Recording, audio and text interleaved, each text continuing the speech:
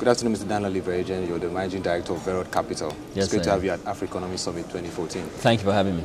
First, tell us, you're a private equity investment firm. Just tell us about what you do and so far how the private equity investment market has been thriving in Nigeria. Okay. So what my firm does basically, we support small and medium-sized businesses. We support them not just with capital, but with managerial expertise to actually grow the businesses. Each private equity firm has a slightly different approach sometimes to doing things. We invest in existing businesses, but we also start new companies as well. Everything is just geared towards creating new businesses, which creates employment, create job opportunities, and help just to develop Nigeria. So a number of things that we've started.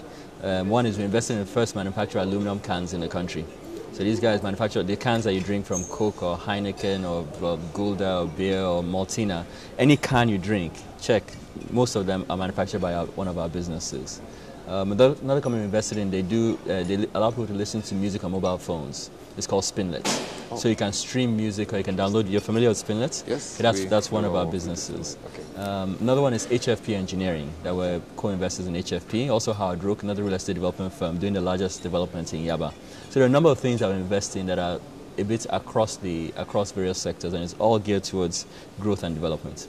You know what Verod Capital, what you've said, you've done so far is opening a window of insight to the fact that there is indeed hope for funding businesses that have innovation that can transform the landscape of our economy.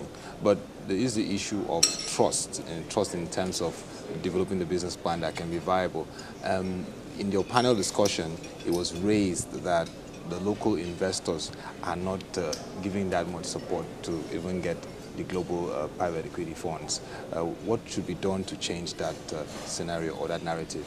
You know, it's like anything in your personal life, right? Trust is earned, it's not given. So even though, and I made a point over there that, we're not complaining. We're just stating a fact. But it's a fact that you don't trust the first person that walks up to you, right? When you get to know someone, they become your friend, you begin to trust them. So I think like us as well, what we need to do is just continue to invest in good companies, right? Continue to show that we understand our businesses, continue to operate with very good reputation, and that trust, it will just be built. It just, the same way, you meet your wife, on the first day, you say, who's this guy? Just coming up to talk to me. After a while, they get to know you, and then there's that trust. So, I don't think it should not be entertained. I shouldn't put up a sign, walk in somewhere, oh, I'm a private equity guy, and then you give me your money. I'll be concerned, You as well as the pension fund or the insurance firm, you have fiduciary duties to your own pensioners, right? You have to make sure that where you're investing their money is in a trustworthy source. So if you're writing a check that quickly, I'll be very concerned. So I think what we try and do is, we'll come to conferences like this and we'll share our experiences, we'll share our thoughts and everything else. But when we go back to the office, we don't sit down there and just complain that, they don't trust us, they're not supporting us, not at all. When we go back to the office, what are we doing? Continue to look for good businesses, negotiating and structuring good transactions. And when we invest in a company, helping the company to grow, and then think about exits. And so that the more and more of these deals we do, the more reputation we're able to build as sound businessmen, as good business partners to have as well, the more people will want to invest with us. It's as simple as that. Finally, we keep hearing over time that Nigeria is a country of great entrepreneurs. People have a high entrepreneurial spirit and drive, which is a good potential for our economy. And private equity firms play a critical role because of the funding, provision of access to capital, which can help it thrive. What should be done moving forward to ensure that the climate, the environment is created to facilitate for people that have genuine business ideas? We're listening to the story of the Kukereka students who are now in Amsterdam making a presentation which is being supported. How can a private equity firm in Nigeria support that? As a firm, again, the best we can do is live up to our mandate, right?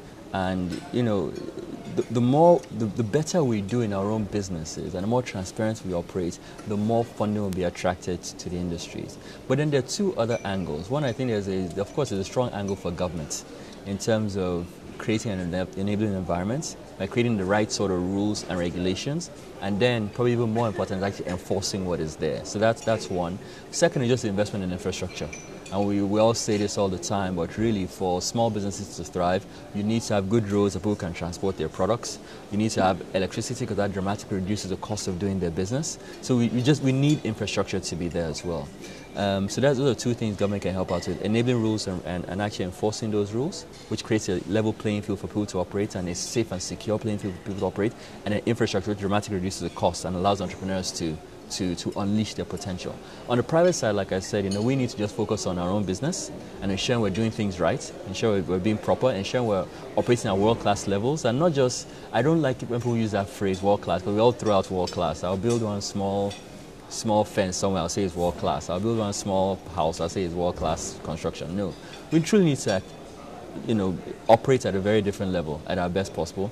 And then what we've also done actually is also contribute towards the CSR.